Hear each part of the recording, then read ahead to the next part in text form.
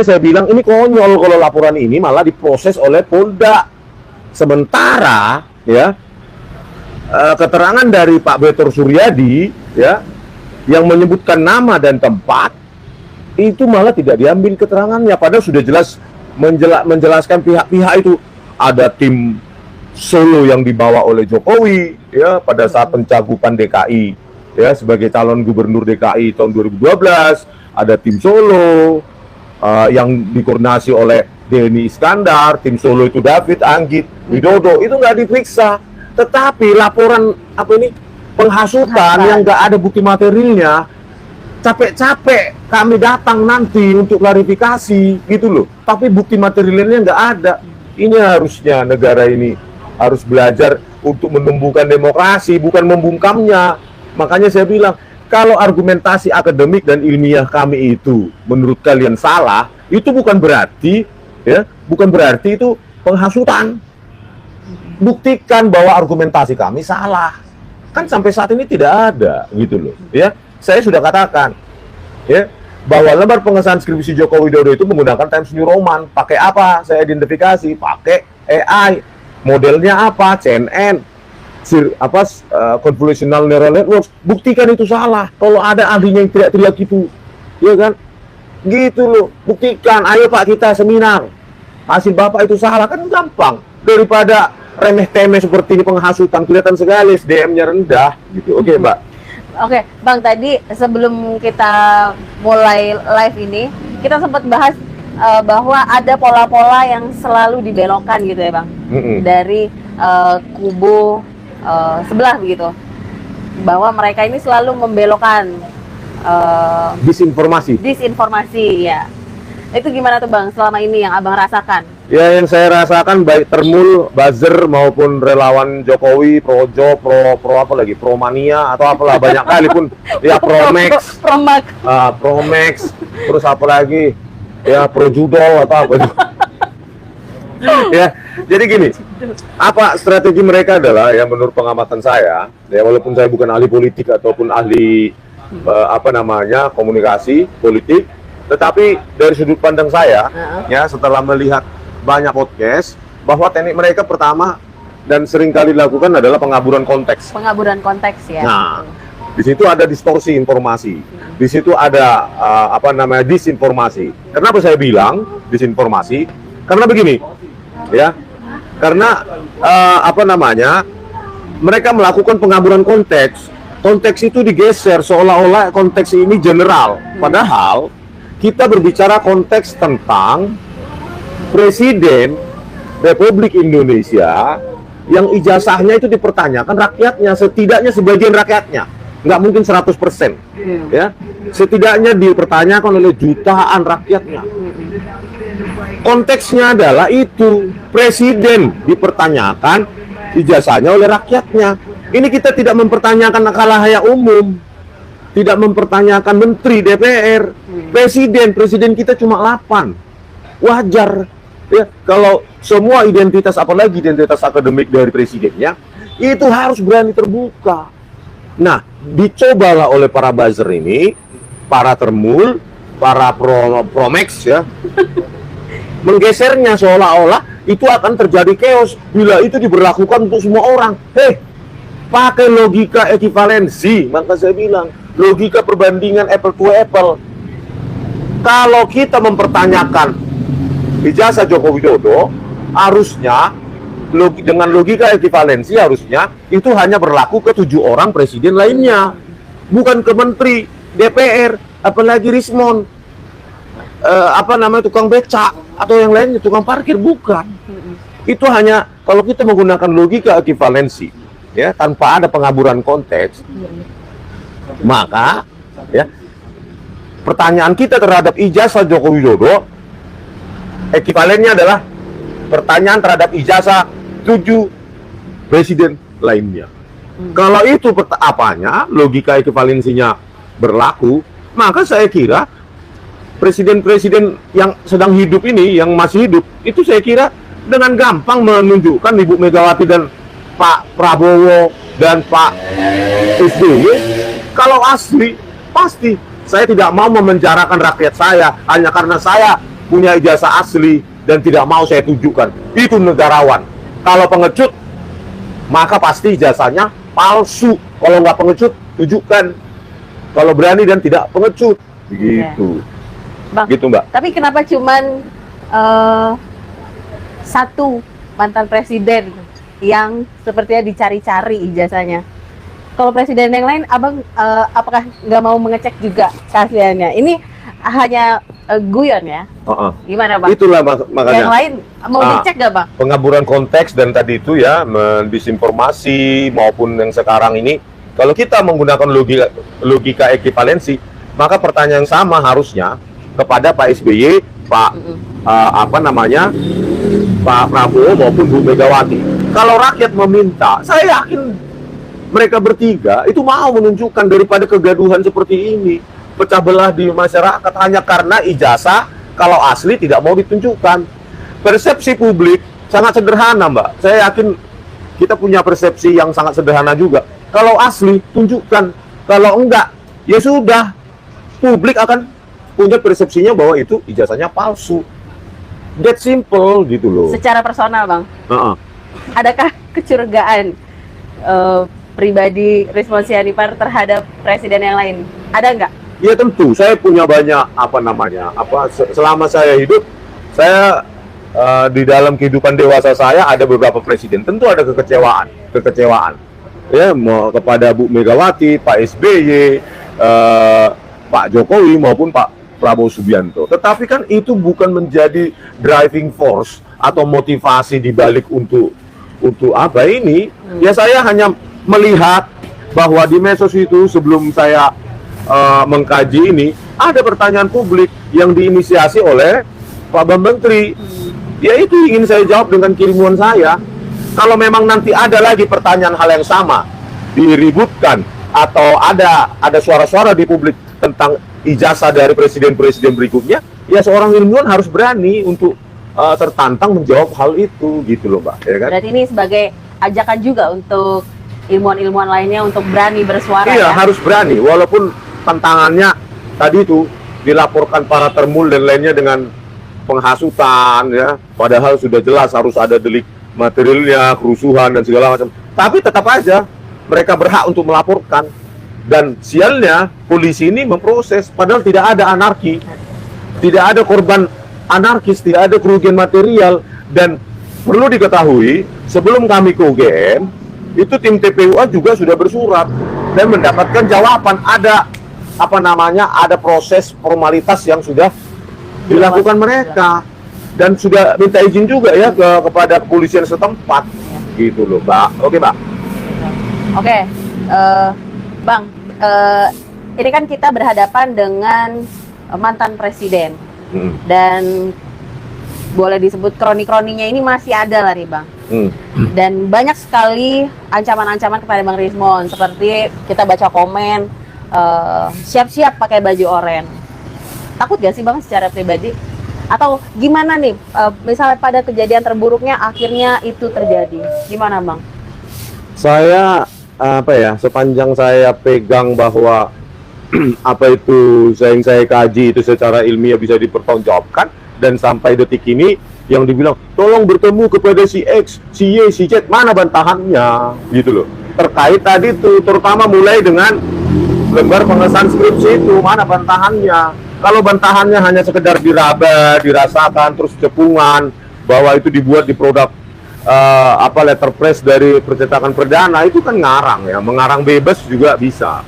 Maksud saya mengatakan bahwa itu produk digital. Coba Anda buktikan sebaliknya bahwa itu produk analog dari lembar pengesahan skripsi tersebut. Produk analog maksudnya handpress atau letterpress. Kalau itu nggak bisa dilakukan ya sama aja omong kosong. Jadi artinya begini, sepanjang kita mempertahankan argumentasi kita secara akademik, walaupun risikonya adalah penjara, kalau menurut saya ya, saya akan mengaca pada pengorbanan nenek moyang kita pejuang ya, bahwa jangankan di penjara ya, jangankan di penjara, berkorban nyawa pun siap gitu loh.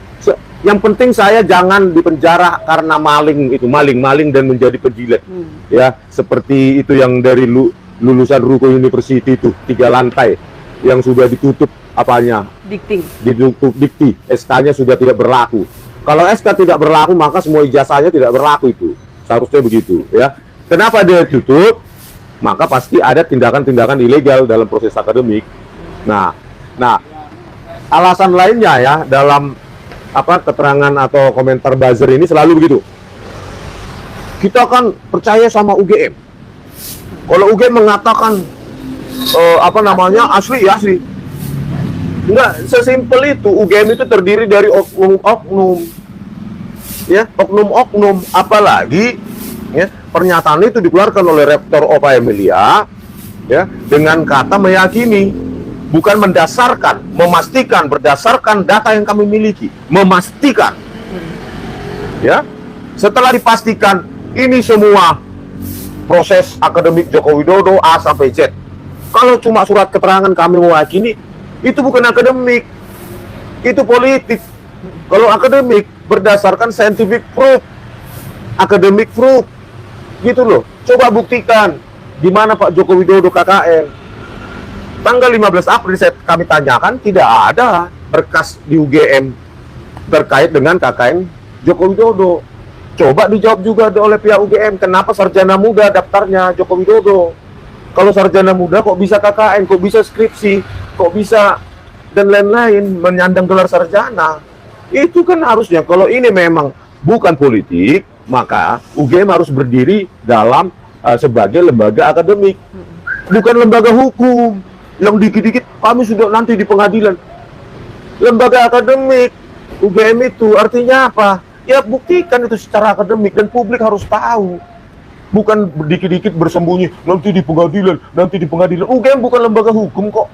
Apalagi yang mempertanyakan adalah alumninya. Ya, saya tanyakan Bu Ova Emilia, saya alumni resmi nggak? Sah nggak saya? Coba, gitu loh. Kalau memang Joko Widodo alumni UGM resmi, sah, ya. Kenapa kalian menutup diri? Harusnya minta itu ijazah Joko Widodo, minta datang ke Solo, minta Pak ini mau kami pajang di Balerung. Kalau benar, kan begitu. Tapi kan sampai sekarang ini menutup diri, ya. Joko Widodo pengecut, tidak mau menunjukkan ijazahnya. UGM menutup diri, maka publik punya penilaian yang tidak bisa kalian kontrol. Makanya kalau ingin meyakinkan publik, ya lakukan itu dengan keterbukaan.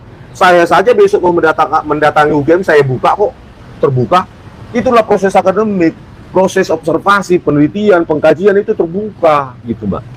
Pak, tapi kan kemarin itu sempat dibuka oleh Bareskrim mengenai bukti akademik dari Jokowi, di mana ada nilai-nilai itu Bang, yang sepertinya kok bisa UGM meluluskan orang dengan nilai-nilai yang seharusnya tidak bisa lulus gitu ya Bang. Abang sendiri sudah lihat ya? Kalau kita bedah lagi tadi, Bareskrim sudah membuka. Kalau saya membuka dalam tanda kutip, membuka karena menunjukkan dalam proyektor, dan itu pun dalam proyektor itu tidak utuh, terpotong-potong. Informasi yang terpotong-potong itu mengakibatkan bisa berpotensi disinformasi, misinformasi. Makanya tampilkan di depan, itu baru menunjukkan bukti itu. Kalau menampilkan sepotong-potong, ya menyebabkan disinformasi publik, ya itu salah Bareskrim. Harusnya ini taruh di depan berikut dengan ijazah Jokowi kalau asli.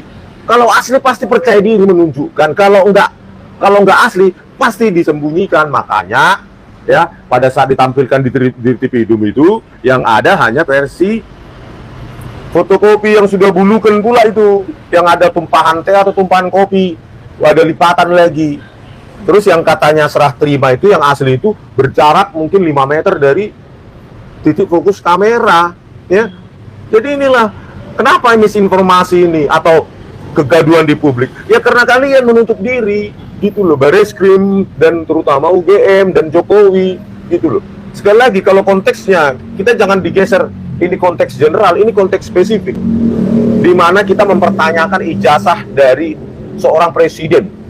Presiden bukan orang umum, bukan ya, kita tidak perlu mempertanyakan ijazahnya siapa itu Sylvester Stallone, Mitra Ramadhani, siapa yang Pak Hasibuan, nggak penting bagi kami ijazah kalian. Yang kami pentingkan ijazah presiden kami.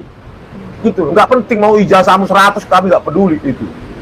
Nah, kaitannya tadi dengan bukti yang sepotong-potong ya, yang ditampilkan oleh Barreskrim, ya, harusnya ini pertanyaan publik juga tadi. Kenapa mata kuliah sepenting fisika, matematika 2, statistik, yang itu terkategori sebagai mata kuliah dasar umum, MKDU, itu nggak boleh D. Kok bisa lulus? Ya, makanya itu harus dijawab kenapa bisa lulus MKDU, mata kuliah dasar umum, ya seperti fisika, matematika, kimia, itu nggak boleh nilai D, itu harus diulang baru boleh lulus. Makanya persepsi publik, ya ini DO ini, begitu akhirnya, itu Mbak. Oke, Bang, sedikit tanggapan mengenai ada kemarin tokoh-tokoh besar yang menyuarakan juga mengenai polemik ini, lalu mendapat intimidasi begitu, atau mendapat teror. Gimana menurut Abang? Ya, itu perlu secara progresif polisi apa itu ya. Kalau polisi bukan milik keluarga Jokowi, tetapi milik rakyat, ya harusnya apapun laporan dari rakyat atau apapun informasi yang beredar di masyarakat harusnya ditindaklanjuti. Jangan ada prioritas karena Jokowi LP-nya langsung ditindaklanjuti, ya, dipanggil di semua orang, gitu, ya kan. Terus cepat diproses. Ini kan kepolisian tidak dibiayai oleh keluarga Jokowi, oleh semua keringat kita setiap hari, ya. Kita bayar untuk semua lembaga, terutama kepolisian, 126 triliun, gitu loh. Kalau ada intimidasi, ya harusnya itu nggak boleh, gitu loh. Saya juga mengalami, ya, tetapi saya berkeputusan untuk tidak melaporkan karena selama ini percuma, dilaporkan pun nggak ada hasil, gitu loh. Mungkin mereka juga persepsinya sama dan banyak juga jutaan rakyat mengatakan hal yang sama, ya. Kalau kita laporkan nggak ada hasil, ya itulah mengapa alasannya kepolisian menjadi kepolisian terburuk se-Asia Tenggara di bawah pimpinan Listio Sigit Prabowo. Oke? Oke. Di sini saya akan merangkum dari awal perbicaraan kita. Yang pertama, Abang tetap akan melakukan safari di lapangan gitu ya, untuk mencari fakta-fakta baru dan temuan-temuan lainnya. Dan Abang terus akan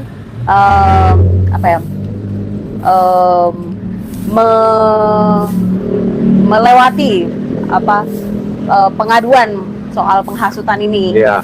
Lalu boleh closing statementnya Bang, yang terakhir. Closing statementnya selalu saya bilang ya, jangan kita disebar mau ya menerima disinformasi seperti pengaburan konteks. Konteksnya ini konteks bukan general, tetapi konteks spesifik. Rakyat mempertanyakan ijazah presidennya, bukan ijazahnya Sylvester, bukan ijazahnya Yakub Hasibuan, bukan ijazahnya siapa-siapa, tetapi ijazah presidennya. Jangan digeser ini kemana-mana, ya. Harus menerapkan logika ekivalensi, ya. Wajar rakyat mempertanyakan ijazah presidennya. Kalau rakyat mempertanyakan ijazah Sylvester, itu baru aneh, itu baru nggak waras, itu baru orang bodoh, karena Sylvester nobody di Indonesia ini, gitu loh. Kalau rakyat Joko Widodo yang 2 kali presiden, 10 tahun Indonesia, itu orang wajar itu, ya, orang yang waras. Orang bodoh ketika mempertanyakan ijazahnya Sylvester, ya kan, meskipun dia komisaris sekarang, tapi nggak terlalu penting bagi rakyat, gitu, Mbak.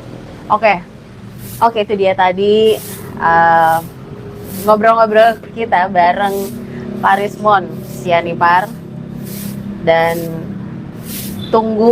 nantikan besok kita akan membersamai Langkah Update akan terus membersamai safari Pak Rismon dalam mencari dan membuka fakta-fakta lainnya yang ada di seputaran Jogja ini. Dan terima kasih sudah menonton. Jangan lupa subscribe Bali G Academy, subscribe Langkah Update. Jangan lupa like, komen yang baik-baik, dan share sebanyak-banyaknya konten ini supaya semakin banyak orang yang teredukasi dan mendapat nilai-nilai akademik, ya kan, gitu. Jadi Indonesia, saya mau mengulang statement saya kemarin, Indonesia tidak kekurangan orang pintar, tapi kekurangan orang jujur. Berani juga. Oh iya, berani. Kekurangan orang berani dan jujur. Maka kita harus menjadi orang yang berani dan jujur. Oke, sekian. Terima kasih sudah menonton. Salam.